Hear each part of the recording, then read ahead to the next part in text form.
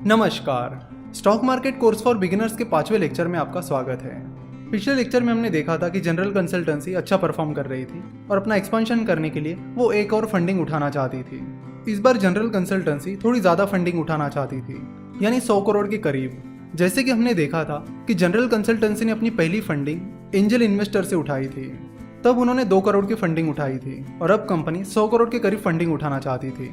पर generally angel investors इतनी बड़ी फंडिंग प्रोवाइड नहीं करते हैं, इसलिए उन्होंने वीसी यानी वेंचर कैपिटल से फंडिंग उठाने का फैसला किया। तो फिर उन्होंने कुछ वेंचर कैपिटल्स को अप्रोच करना शुरू किया। कंपनी की अच्छी ग्रोथ के चलते उन्हें तुरंत वेंचर कैपिटल से फंडिंग मिल गई। तो इस तरह एबीसी पार्टनर्स इस वेंचर कैपिटल से उन्होंने 100 करोड़ की फंडिंग उठाई। इस फंडिंग राउंड के बाद कंपनी की ग्रोथ और तेजी से बढ़ने लगी। कंपनी अच्छा खासा रेवेन्यू और प्रॉफिट कमाने लगी। कंपनी के अच्छे बिजनेस के चलते जनरल कंसल्टेंसी का अच्छा नाम होने लगा और उन्हें अच्छे खासे कॉन्ट्रैक्ट्स भी मिलने लगे। कंपनी की इस ग्रोथ से विवेक और योगेश खुश थे, वो एंजल इन्वेस्टर भी खुश थे और वीसी एबीसी पार्टनर्स भी खुश था। अगले 2-3 सालों तक कंपनी की ऐसी ग्रोथ बरकरार रही। हाँ, बीच बीच में थोड़े अप्स एंड डाउन्स आए, लेकिन कंपनी ने उन्हें मैनेज कर लिया और अपनी इसी ग्रोथ को बरकरार रखने के लिए कंपनी और फंड रेज करने की प्लानिंग कर रही थी। इस बार कंपनी 1000 करोड़ रुपए की फंडिंग उठाने की प्लानिंग कर रही थी। वही एबीसी पार्टनर्स, जिसने जनरल कंसल्टेंसी में 100 करोड़ रुपए इन्वेस्ट किए थे, वो भी अब कंपनी से एग्जिट करना चाहते थे और अपना प्रॉफिट बुक करना चाहते थे। यानी कंपनी की इस अच्छी ग्रोथ के बाद वो अपना स्टेक बेच देना चाहते थे और प्रॉफिट बुक करना चाहते थे। जब किसी कंपनी को अच्छा खासा पैसा रेज करना होता है, साथ ही कंपनी के कुछ इन्वेस्टर्स को कंपनी से एग्जिट करनी होती है, तो आईपीओ सबसे बेस्ट ऑप्शन होता है। आईपीओ का मतलब है इनिशियल पब्लिक ऑफरिंग। यानी जनरल कंसल्टेंसी ने अब स्टॉक मार्केट के जरिए पैसा उठाने की प्लानिंग कर ली थी। तो आईपीओ को डिटेल में समझने से पहले हम समझते हैं कि एंजल इन्वेस्टिंग, वेंचर कैपिटल और स्टॉक मार्केट के बीच क्या डिफरेंसेस होते हैं। जब कोई कंपनी स्टॉक मार्केट के जरिए पैसा उठा लेती है, उसके बाद कोई भी उन कंपनीज के शेयर्स बड़े आसानी से खरीद सकते हैं और बेच भी सकते हैं। वही अगर आप एंजल इन्वेस्टर हो और किसी स्टार्टअप में इन्वेस्ट करने की प्लानिंग कर रहे हो, तो किसी स्टार्टअप के शेयर्स खरीदना या उन शेयर्स को बेचना आसान नहीं होता है। एंजल इन्वेस्टिंग में या तो कंपनी को एंजल इन्वेस्टर्स को अप्रोच करना होता है या फिर एंजल इन्वेस्टर को कंपनी को अप्रोच करना होता है। और मान लो किसी एंजल इन्वेस्टर ने किसी स्टार्टअप में इन्वेस्टमेंट कर ली है, तो उन शेयर्स को बेचना आसान नहीं होता है। आपको किसी और इन्वेस्टर्स को ढूंढना होता है। अगर कोई इन्वेस्टर उस कंपनी में इन्वेस्ट करने के लिए इंटरेस्टेड है, तो आप उसे अपने शेयर्स बेच सकते हो, या फिर आपको उस स्टार्टअप के आईपीओ तक का इंतजार भी करना पड़ सकता है। जनरली एंजल इन्वेस्टर्स और वेंचर कैपिटल जब उस कंपनी का आईपीओ आता है जिसमें उन्होंने इन्वेस्ट किया है, तब उस कंपनी से एग्जिट लेना प्रेफर करते हैं।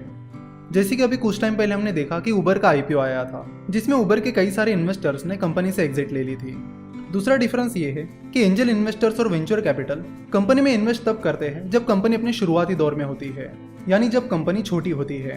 तो जब कंपनी छोटी होती है, तब कंपनी के पास ग्रोथ अपॉर्चुनिटीज काफी ज्यादा होती है, ग्रोथ की स्पीड भी ज्यादा होती है, but at the same time company fail होने के चांसेस भी बहुत ज्यादा होते हैं। तो अगर किसी एंजल इन्वेस्टर या वेंचर कैपिटल की इन्वेस्टमेंट सक्सेसफुल हो जाती है, तो वो उन्हें बहुत अच्छे रिटर्न देती है। वही जब कंपनी स्टॉक मार्केट में आ जाती है, तब तक कंपनी एक बड़े लेवल पर पहुंच चुकी होती है, जहां से बहुत ही कम कंपनीज एक्सपोनेंशियल ग्रोथ दिखाती है। यानी वहां से कंपनी जनरली उतनी तेजी से नहीं बढ़ पाती जितनी शुरुआती दौर में बढ़ पाती है। But at the same time जब तक कंपनी स्टॉक एक्सचेंज पर लिस्ट हो जाती है, तब तक कंपनी एक वेल सेटल्ड कंपनी बन जाती है, जहां से कंपनी के फेल होने के चांसेस कंपैरेटिवली कम हो जाते हैं, यानी कंपनी के शुरुआती दौर के मुकाबले कम हो जाते हैं। तो चाहे एंजल इन्वेस्टिंग हो, वेंचर कैपिटल फंडिंग हो या स्टॉक मार्केट हो, ये सारी इक्विटी फंडिंग के तरीके हैं। सो अगर आप एज एन एंजल इन्वेस्टर किसी स्टार्टअप में इन्वेस्ट करते हो या फिर स्टॉक मार्केट के जरिए किसी कंपनी के शेयर्स खरीदते हो, तो उसका मतलब है कि आप उस कंपनी को अपने पैसे देते हो और उसके बदले में कंपनी आपको कंपनी में भागीदारी देती है, यानी ओनरशिप देती है। तो यहाँ से आगे हम आईपीओ प्रोसेस को पूरी तरह से समझेंगे, साथ ही स्टॉक मार्केट को समझना यहाँ से हम शुरू कर देंगे। इसी स्टोरी को कंटिन्यू करके अगले लेक्चर में हम स्टॉक मार्केट के बारे में डिटेल में समझेंगे। देखिए, चाहे एंजल इन्वेस्टिंग हो, वेंचर कैपिटल हो या स्टॉक मार्केट हो, ये कोई उतनी भी कॉम्प्लेक्स चीज नहीं है जितनी आप समझते हो। तो स्टॉक मार्केट इन्वेस्टिंग को यहाँ से हम बड़ी ही आसान भाषा में समझेंगे। जैसे कि हमने देखा कि विवेक और योगेश की कंपनी जनरल कंसल्टेंसी ने आईपीओ के बारे में सोच लिया है, तो हम नेक्स्ट लेक्चर में देखेंगे कि आईपीओ होता क्या है, जनरल कंसल्टेंसी आईपीओ के लिए कैसे अप्लाई करेगी और कैसे वो स्टॉक मार्केट से पैसे उठाएगी। तो ये सारी प्रोसीजर हम नेक्स्ट लेक्चर में समझने वाले हैं। आशा करता हूँ कि आपने इस लेक्चर को एंजॉय किया होगा। हमसे जुड़े रहने के लिए आप हमें फेसबुक, ट्विटर और इंस्टाग्राम पर फॉलो कर सकते हो। साथ ही आप हमारी वेबसाइट www.finnovations.com विजिट कर सकते हो। वीडियो देखने के लिए और हमारे साथ जुड़े रहने के लिए आपका बहुत बहुत धन्यवाद।